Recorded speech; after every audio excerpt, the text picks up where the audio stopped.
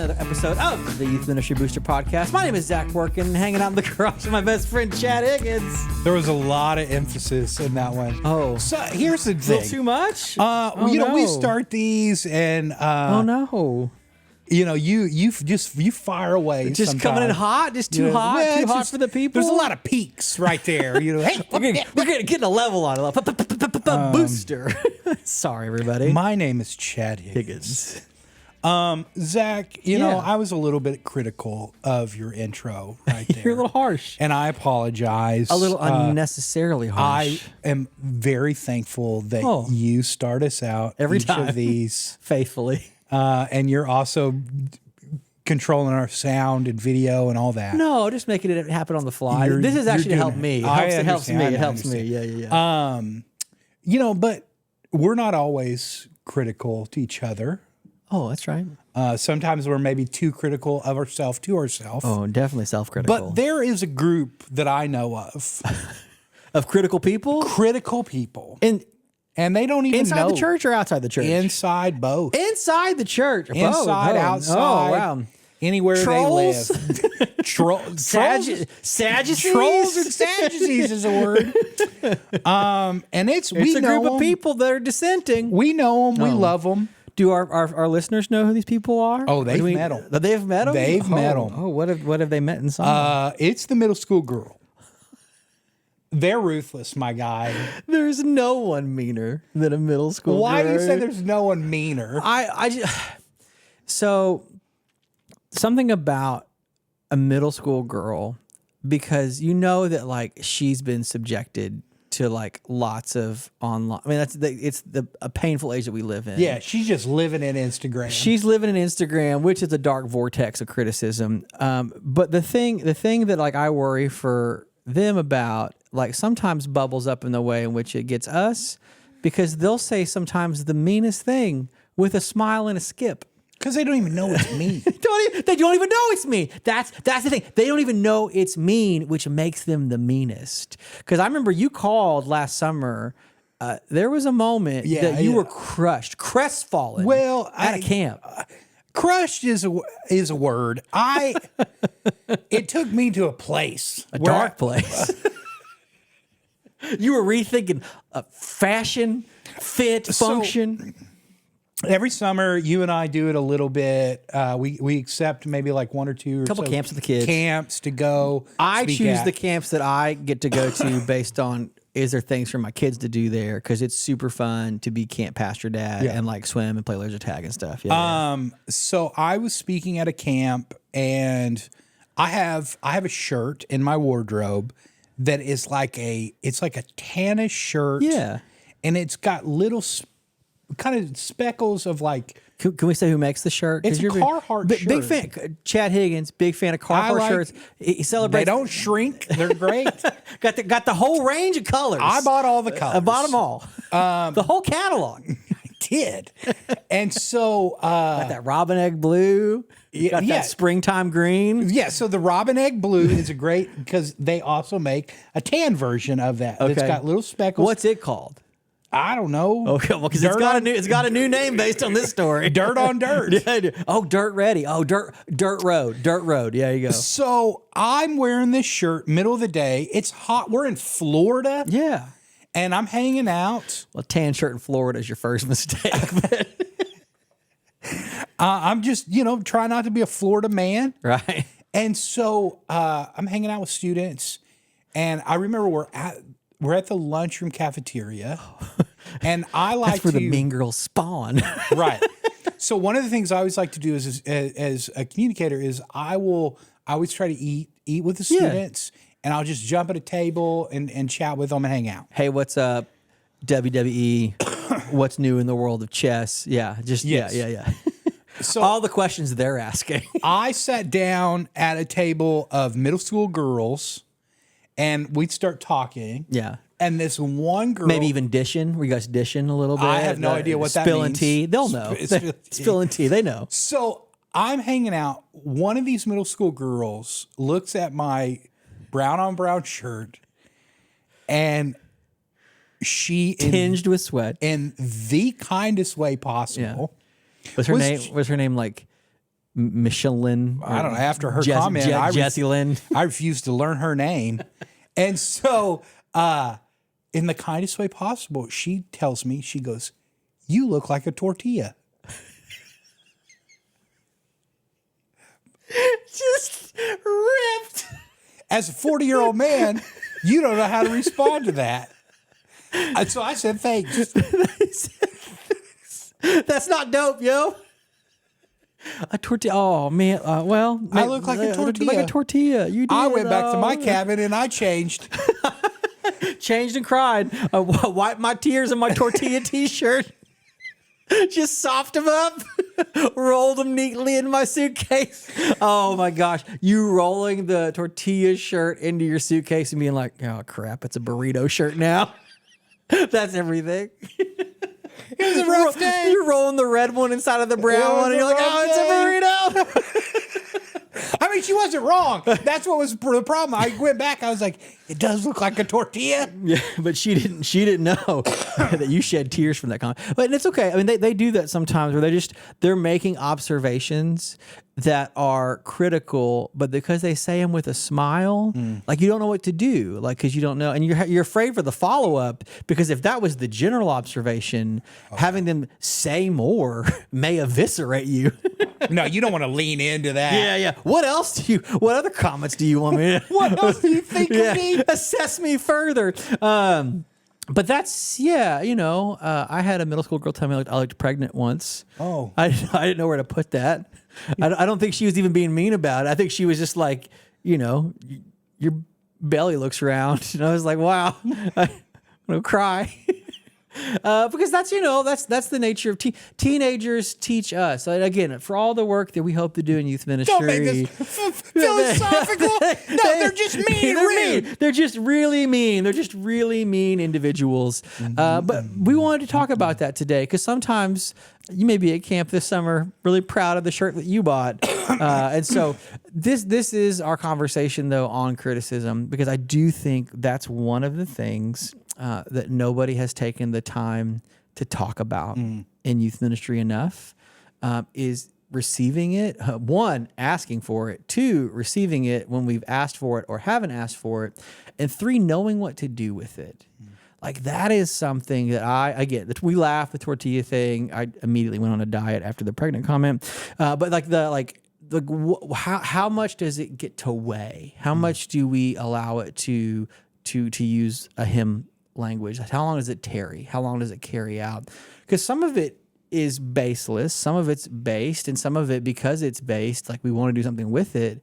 And so whether or not it's something that we said or taught or did or how we look or how we planned or organized an event, I'll never forget in one of my first church assignments, I was really excited about this like pre-camp sign-up night. We had like food and stuff, and we had like some live music of the band that would be at camp, and people signed up. But I don't know if I didn't communicate it well enough. But one of the deacons that like helped and like lent us his trailer for the band to play on, like I guess for him, because there was no like altar call for this pre-camp sign up. Literally, in the smallest comment was like, "What was the point of tonight even?" And as a 23-year-old, I felt pretty devastated because I was like, "Man, we're getting people signed up for camp." But for him to like not have known, and again, looking back, I should have just told him right then what it was about. But it'll tear you up. Sure. And it'll carry for a long time. I mean, even today, I still think about how at the end of this big night that was so exciting with big plans, I left devastated. So. Yeah, so for us, what are, Zach, looking back at time of ministry and then even like where you are now, what are things that we can do before the critique that can put us in, I don't know, you call it like an emotional healthy state. Yeah. That when those things come, it doesn't like wreck us. Because I think for some of us, we all handle criticism differently. Yeah. And some of the people that think they handle criticism well, I've noticed don't. Because they're just willing to fight. And that's also not a good posture to be. They're willing to fight, or that's their defense mechanism. And I think that's one of the things I would encourage you is know what your defense posture is. Okay, talk more about that. Some people, like, it's floodgates open. Anybody that wants to make a comment, take a comment, let it all flood in, and then they sort it out later. I don't know if that's wrong or not. I'm a little bit that way. I'm a little bit spongy that I let all the comments roll in, and then I try to wring out the ones that make sense of like, this was good, this was bad. And so maybe for some of those comments, not letting them stick too close until you have time to process later. I think for some folks, defensive posture is walls are all the way up, so things just bounce off. Like people were trying to help, and like you just never hear any of it because you don't want to hear any of it. And it's like, well, like some of that actually might have been helpful, but you just weren't ready to receive it. So I think knowing those two postures, some folks, because they're so concerned, will start fawning for the like, tell me I did good, right? We did good. Things are good. Like I that was great. Tell me more. Knowing that could be your posture means that you're seeking out feedback, but you're only wanting the positive means that if you're not ready for both, maybe you're not ready for just the glossy take because that gives you a little bit misinformation. But the thing that I would want to encourage you the most is having the right season to receive it. We have some dear friends. We talked about this in some of our preaching stuff. You don't need to hear the feedback immediately. And so letting folks know, like, I think sometimes having a form for an event or having an appointment calendar of like, man, if parents are frustrated, having them like try to like you entertaining their frustration Wednesday at 8:15 as kids are leaving, not the best time. If you can sense their frustration, schedule it. I think sometimes scheduling the feedback either through forms, through meetings, or through like a later date is really helpful because you can like ready yourself so your immediate postures don't kick in of either like letting too much or letting in nothing at all. So I think having that. But I think one of the biggest things that we wanted to talk about today is having the circle of trust that you actually do allow to speak both wisdom and critique. Yeah. The middle school girl is going to make the comment, and yeah, maybe you don't buy that color t-shirt again for the camp t-shirt. But that isn't the circle of trust that you're turning to week in and week out for validating the who you are and what we are about. Yeah. We'll talk about that in a little bit, but I think I want to go ahead and set up that like the circle of trust really matters. Yeah. For me, the beforehand, most of the time for myself and for others, and this was such a big growing moment for me, and it's something that I still continue to always remind myself and work on, is that I am not my work. Yep. And I think in the area of ministry, we tie ourself to our work so closely. Yep. So then when somebody comes up and makes a comment, like, yes, I agree, we want to schedule them, but you can't always control Sure. when somebody walks up to you. When they turn the hydrant on. Yeah, dude. Because for them, it's just in the moment. And I think a lot of times, for this guy that you were talking about, he was evaluating the event. Yeah. But when we wear it, yeah, right? Yeah. And that event is us. Yeah. And our leadership. My plan, my dream, Right. my work. Then when the evaluation for the event or the program comes, it feels like a personal attack. Yeah. Instead of just an evaluation of the event. When we can start to realize your Wednesday night program is not you. Yeah. The thing that I think it helps to do more than help the hurtful comments from others, it actually allows us to begin to evaluate it for ourselves. Then we can stop feeling like we're a failure because our Wednesday night isn't great. Because we were so personally invested that we couldn't hear any of it. Yes. Yeah. You stop taking good advice and bad advice when it becomes about you. Yeah. Instead of realizing the thing that we evaluate with us is, are we putting in the effort? Are we spiritually, you know what I mean? Like taking the time to prepare ourselves, and all of these kind of things become about us. We evaluate those correctly about us, but then we can start to have hard conversations, even with our own self, of saying, you know what? Our Wednesday night worship is not good. Yeah. It isn't. God bless them for trying. Right. But it's not good. It's not as good as it should be. And it makes me think that we maybe shouldn't do it every week. Right. And then that's heavy. That's heavy to say. And then we stop putting our head in the sand because now it's an attack on us. Or let's get to the nitty gritty. Our sermon on Wednesday night is not landing.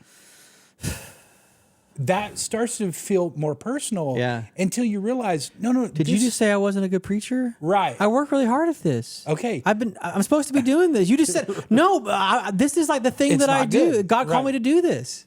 Absolutely. And he called you to get better at it too.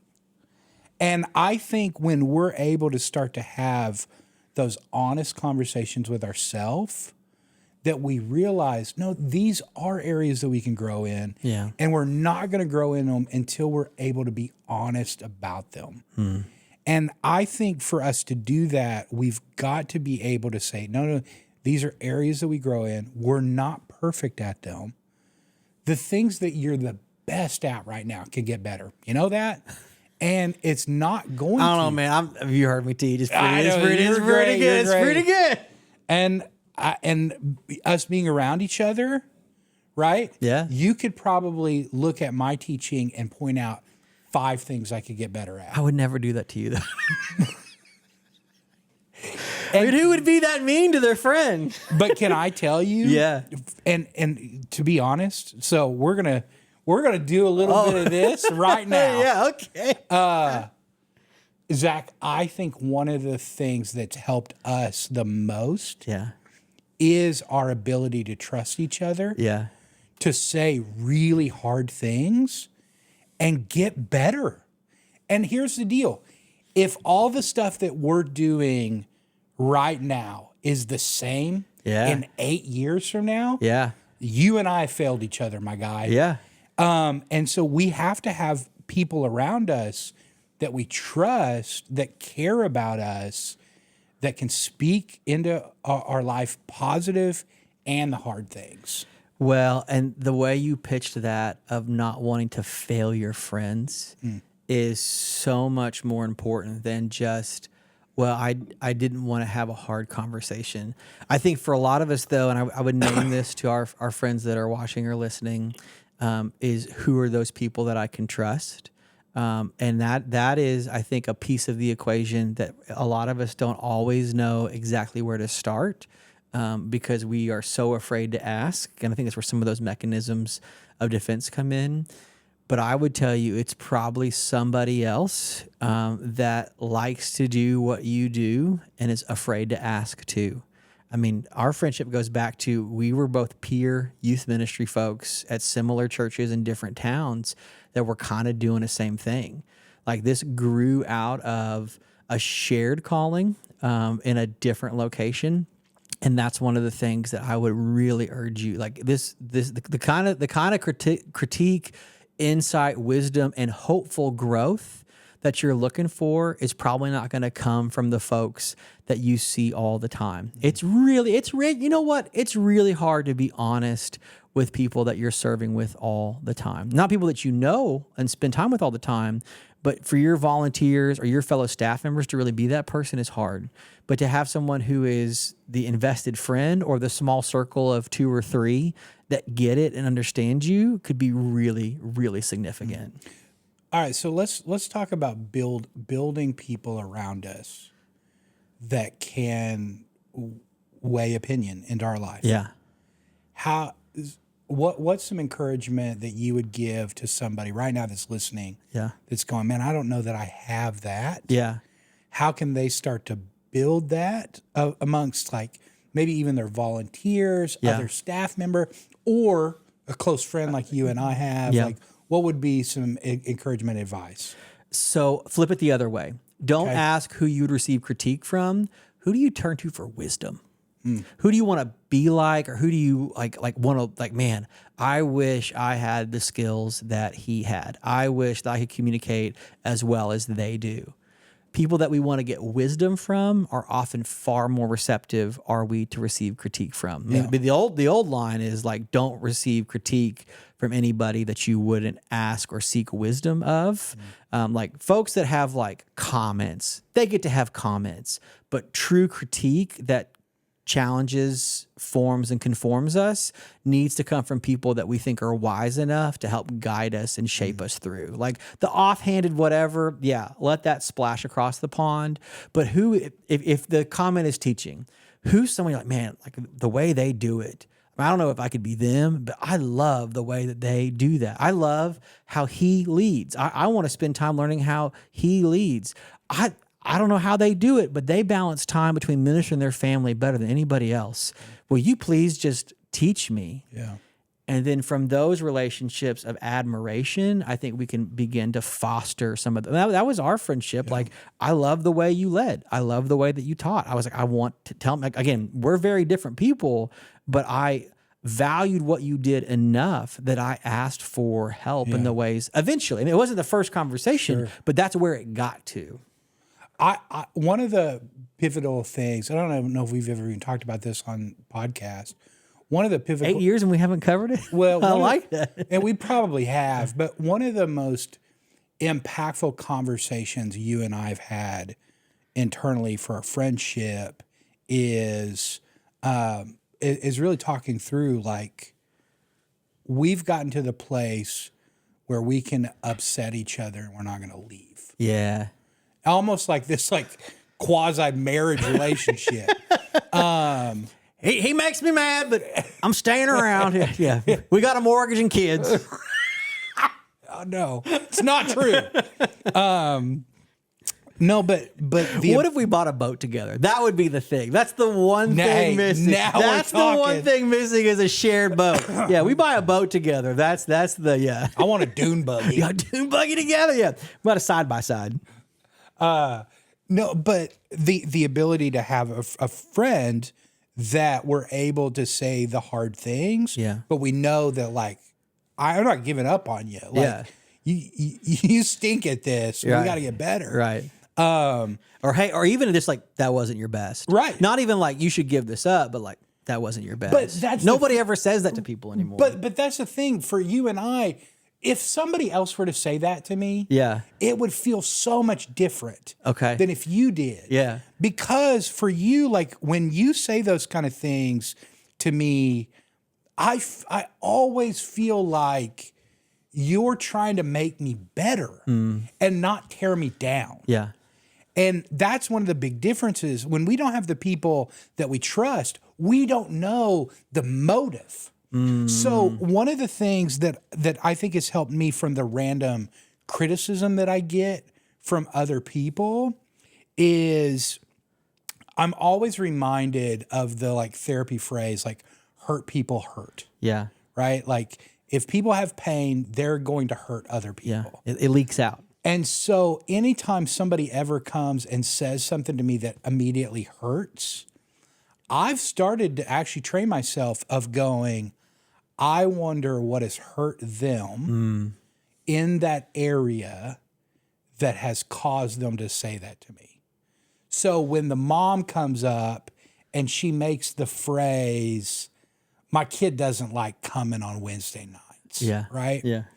Then it's because she don't like coming on Wednesday night. It's a long drive from the other side of town. Yeah. Well, but you immediately start to think through, if you're a mom. Yeah. And you're going to say this. And let's be honest, sometimes we've got to know our people well enough to just go, Susan's got a critical spirit. She's got a critical spirit, or she's got a tough kid. Yeah. Right. Yeah. But for her, that hurt may be, I got a really tough kid that doesn't want to come. Yeah. I want them to come. I don't know what to do as a parent. Yeah. I was hoping you did. I'm trying to figure it out. Yeah. Then we can diffuse the situation, turn to that mom and go, hey, I want your kid to be here. Yeah. Probably not as much as you do because you're a mom. Yeah. And to vocalize that, give her validation. I know you care about your kid. I do too. Yeah. How do we work together to try to solve this? Yeah. It's not the immediate think tank of going, oh, we got to play more games. And we got to do this. And we got No. Meet the mom where she's at in that moment. Try to figure out the felt need of where this criticism is coming. Yeah. And it's hard to do that when it just becomes personal. Yeah. And it's about you trying to lead a ministry that does different things to reach different kids, and we can start to talk through with mom or whoever. Now, hear me. Sometimes you're not going to have the answer, and that's okay. Yeah. Like, you're not Superman or Superwoman. Yeah. You're not perfect in all of this, but you're trying to lead to the best of your ability. And at the end of the day, if you can sit down and say, I am giving it my all and I'm willing to continue to grow, that's all you can do. Yeah. And I think sometimes in low moments of trial, if we're not emotionally healthy in those areas, then we get wrecked every time we walk through difficulty. Yeah. Instead of going, no, difficulty is going to come. Yeah. If your ministry is always 100%, Right. one, you're delusional. Right. But two, You should clearly find some new friends. the minute it gets hard, Yeah. which is normally about 2 years, Yeah. you're going to leave. Yeah. And I think that's why there's always that, and I think it's getting better, but there's always short-timer thing. that short time thing Yeah. in student ministry. Well, and that's one of those, the phrase that you used of emotionally healthy, that I would share back comes from fostering relationships outside the ministry. I think we talked about it, you should have people in the church that you like. You should find ways to get along with your senior pastor. You should find ways to, love and pour into your volunteers. I would offer that emotional health for ministry folks is often determined by their external to the church relationships. Like, it's your friends, not like the people that you serve with that you also hang out with sometimes. Like, it is your spouse, your kids, your friends, like those folks that like don't see you as someone with a minister or pastor hat on, but as like Zach. It's the people that you like drink coffee with or go fishing with or go to the gym with or like just spend time with. Then you may have some folks from like a life group or small group that we're all on the same page. We're all raising kids or we all love being at this church together.